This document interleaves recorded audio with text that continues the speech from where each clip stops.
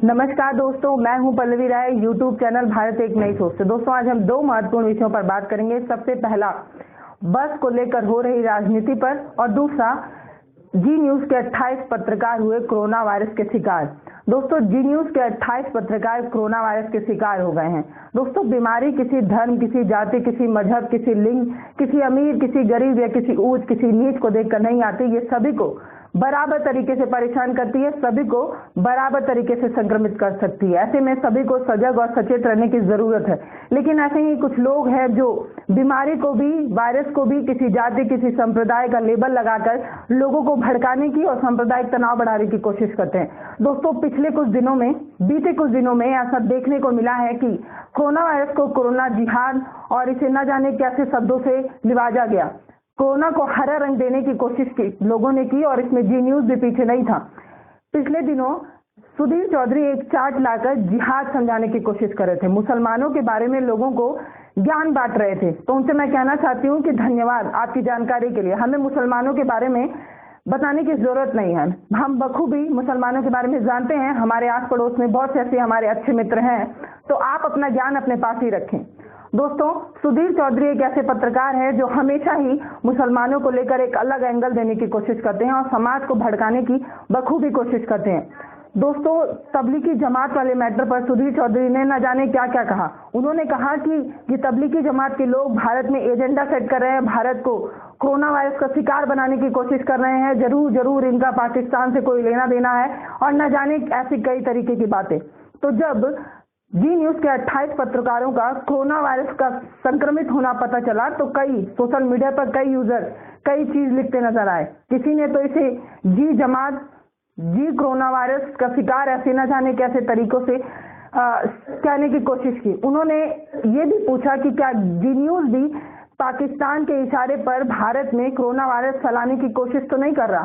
दोस्तों, लोग ऐसा क्यों कर रहे हैं ये हमें और आपको बखूबी पता है कि कैसे तबलीगी जमात वाले मैटर पर, तबलीगी जमात वाले मामले में कैसे जी न्यूज ने एक संप्रदाय को टारगेट करने की कोशिश की। एक संप्रदाय के खिलाफ न जाने क्या क्या कहकर वो अपने जो उनका पत्रकारिता था उसको छोड़कर अपने एजेंडे की सेटिंग में लगे रहे।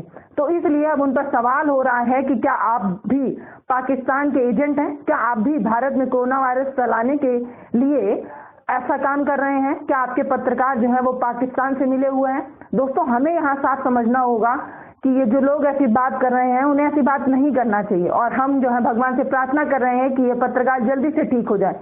लेकिन जब आप दूसरे पर कीचड़ उठा लेंगे तो कीचड़ आप पर भी आएगा, कीचड़ के छींटे आप पर जरूर पड़ेंगे। दोस्तों, इतनी ही बात होती तो समझ में आता, लेकिन इसके आगे की बात और भी ज्यादा संवेदनशील है। एक रिपोर्टर ने अपनी पहचान न बताते हुए न्यूज लॉन्ड्री से जो कहा वो जान लेते हैं।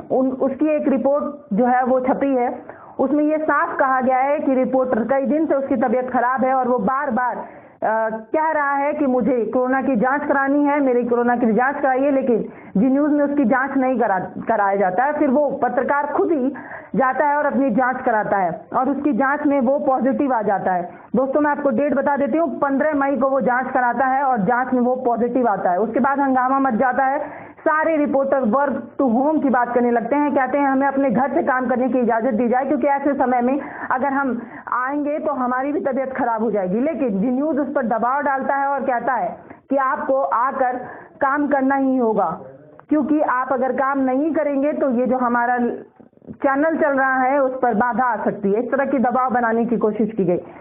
इतना सब कुछ होने के बाद भी जी न्यूज में एहतियात नहीं बरती गई।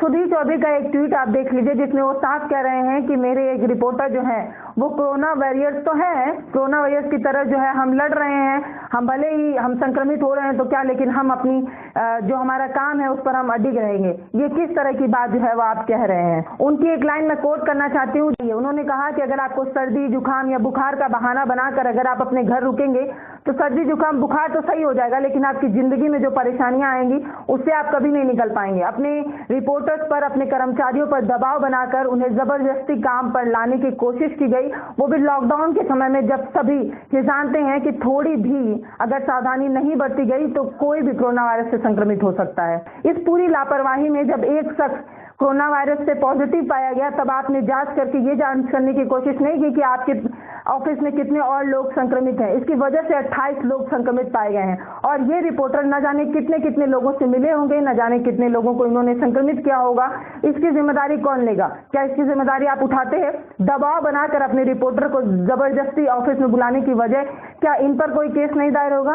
क्या इनसे कोई ये नहीं पूछेगा कि आपकी इस तरह से दबाव की वजह से जितने लोग संक्रमित हुए हैं, क्या आप पर कोई एफआईआर नहीं दर्ज होनी चाहिए? दोस्तों, यहीं पर आपको छोड़े जा रहे हैं। आप खुद सोचिए कि क्या इन्होंने संक्रमण को फैलाने की कोशिश नहीं की? अगर इन्होंने की है तो इन पर कब कार्रवाई होगी? दोस्तों, अब चलते हैं बस को लेकर हो रही राजनीति वाले मुद्दे पर।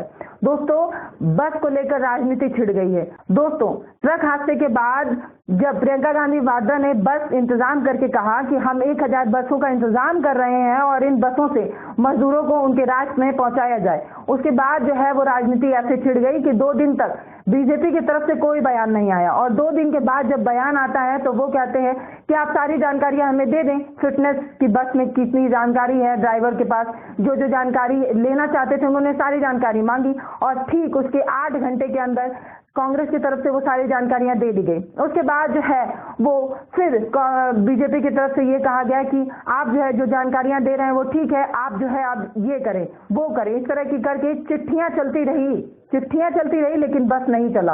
दोस्तों, इसके बाद ये भी कहा गया कि बस को सारी बसों को लखनऊ भेजा जाए, लखनऊ से बस जो है वो चेक होकर फिर वापस जब अपने स्थान पर आएंगे फिर वहां से मजदूरों को ले जाया जाएगा। मुझे ये नहीं समझ में आ रहा है कि वो बस जो नोएडा में है उन नोएडा से उन बसों को बुलाकर लखनऊ में चेक कर फिर उन्हें नोएडा भेजा जाए और वहां से वो मजदूर को लाए। ऐसा क्यों किया जा रहा है? इस पर प्रियंका गांधी वाड्रा ने भी कहा कि इससे समय और धन दोनों की बर्बादी होगी। उसके बाद बीजेपी की तरफ से एक प्रेस कॉन्फ्रेंस की गई। उस प्रेस कॉन्फ्रेंस में ये बताया गया कि 1000 बसों में से सिर्फ 879 बसें सही हैं और बाकी सारे बसों के जो नंबर दिए गए हैं उसमें टेम्पू, एम्बुलेंस और बाइक का नंबर है। इस तरह से कांग्रेस जो है वो गंदी राजनीति कर रही है, मजदूरों के साथ ये संवेदनशील नहीं है, ये मजदूरों के साथ राजनीति कर रहे हैं और ये जो इन्होंने 1000 बसों का नंबर दिया है वो 1000 बस नहीं है। इस तरह की बात इस प्रेस कॉन्फ्रेंस में की गई। मैं यहाँ पर कई सवाल खड़ा करना चाहती हूँ। मैं यहाँ पर पहला सवाल ये खड़ा करना चाहती हूँ कि आप मुझे ये बताइए कि कांग्रेस राजनीति कर रही है और आपको मजदूरों के साथ बहुत संवेदनशीलता है, तो आप ही क्यों मजदूरों को लेकर नहीं आ पाए? मजदूरों को उनके गंतव्य स्थान उनके राज में पहुंचाने की आपने बिल्कुल कोशिश नहीं की।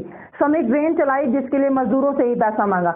मजदूर जो है हजार मजदूर सैकड़ों किलोमीटर पैदल चलकर आ रहे थे, उनके पैर में छाले पड़ रहे थे, रोड एक्सीडेंट हो रहा था, ट्रेन उन्हें कुचल कर जा रही थी, लेकिन बीजेपी मजदूरों के साथ खड़ी होते नजर नहीं आ रही थी। जब कांग्रेस आगे आई और बीजेपी को यह लगने लगा कि कहीं मजदूर की ये मसीहा न बन जाए, कहीं मजदूरों की संवेदनशीलता इनके साथ न जुड़ जाए, कहीं मजदूर इनको अपना हीरो न समझ ले, इसलिए बीजेपी अब उन पर आंच लगा रही है, उनको नीचा दिखाने की कोशिश कर रही है। अब मेरा दूसरा सवाल ये है कि ठीक है, मान लीजिए कि 1000 में से 800 बस ही सही है तो उन्हीं बस को परमिशन दे दिया जाए। 800 बस ही अगर जाएंगी तो कम से कम कुछ मजदूरों को तो राहत पहुंचेगी, लेकिन आप 800 बसों को ना चलाकर अपनी गंदी राजनीति करने में ही लगे हुए हैं।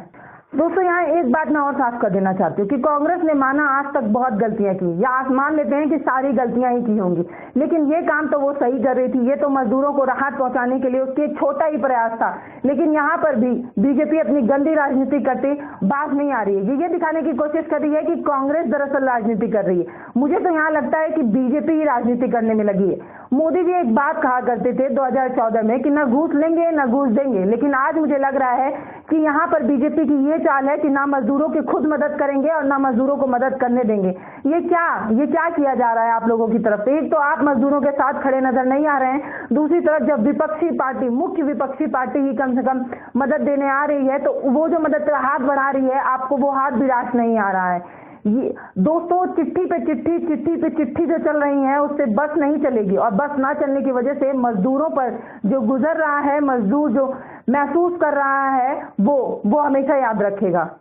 दोस्तों, कुछ घंटे पहले ये पता चला है कि बीजेपी ने जो है वो इन बसों को क्या दिया है, परमिशन दे दिया है कि आप चलाइए, लेकिन अब इन बसों को परमिशन मिलने के बावजूद भी इन्हें राज्यों पर रोका जा रहा है और इनको नहीं आने दिया जा रहा है। अब दोस्तों, मैं आपको बता दूं कि कुछ कांग्रेसियों ने प्रोटेस्ट भी किया। प्रोटेस्ट करने की वजह पर इन पर आईपीसी की न जाने कई धाराएं लगाकर इनको जेल में डालने की कोशिश की गई, और उन बस ड्राइवरों के साथ साथ न जाने कितने लोगों को भी जो है वो जेल भेजने की कोशिश की जा रही है, एफआईआर दर्ज किया जा रहा है। दोस्तों, एक तो आप मदद नहीं कर रहे हैं, दूसरा कोई मदद कर रहा है तो आपको बुरा भी लग रहा है, और इस तरह की सारी बातें जो है वो हो रही हैं। बस को लेकर हो रही राजनीति को लेकर एक पार्टी कुछ कह रही है, दूसरी पार्टी कुछ कह रही है, लेकिन पिस रहा है मजदूर। वो मजदूर, वो असहाय मजदूर जिसने वोट देकर एक पार्टी बनाई, एक सरकार बनाई ताकि वो सरकार उसकी मदद करे, लेकिन कोई सरकार उसकी मदद करते नहीं नजर आई है। दोस्तों, आपकी क्या राय है, आपकी क्या प्रतिक्रिया है, वो हमें कमेंट बॉक्स में लिखकर जरूर बताएं और ये भी बताएं कि वीडियो आपको कैसा लगा है।